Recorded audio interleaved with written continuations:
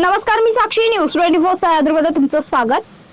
कोपरगाव शहरातील निवारा housing society परिसरात 6 मार्च 2026 रोजी पहाटेच्या सुमारात अज्ञात इसम हातात धारदार कोयते व इतर हत्यारे घेऊन फिरत असल्याचं सीसीटीव्ही व्हिडिओत समोर आल्यानंतर शहरात भीतीचं वातावरण निर्माण झालं होतं. याच रात्री निवारा परिसरातून एक बुलेट दुचाकी चोरीला गेल्याची घटना घडली होती.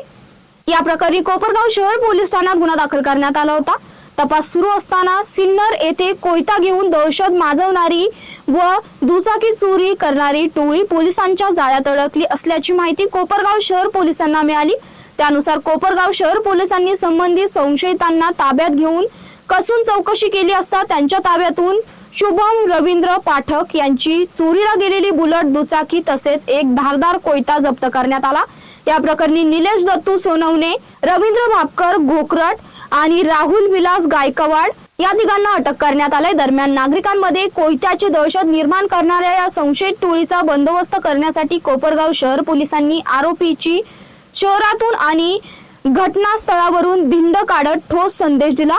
सदर कारवाई वरिष्ठ पोलीस अधिकारी व शहर पोलीस निरीक्षक रामकृष्ण कुंभार यांच्या मार्गदर्शनाखाली पार पडली. तपासी अधिकारी police head constable Baban Tamnar यांनी बारकाईने तपास करून संशयितांना ताब्यात घेतलं. या मोहिमेत पोलीस उपनिरीक्षक Deepak Rothe, police head constable Prasad Sonawane, police constable Dnyaneshwar Bhangre, Ganesh Kakade, Shrikant Kurhade, Sunil Shinde तसेच गृहरक्षक दलाच्या कर्मचाऱ्यांनी सहकार्य केलं. कोपरगाव शहर पोलिसांच्या या धडाकेबाज कारवाईमुळे शहरातील कोयता गँगची दहशत मोडीत निघाली असून नागरिकांनी सुटकेचा निश्वास सोडलाय. तसेच पोलिसांच्या या कामगिरीचं नागरिकांमधून कौतुक होत आहे.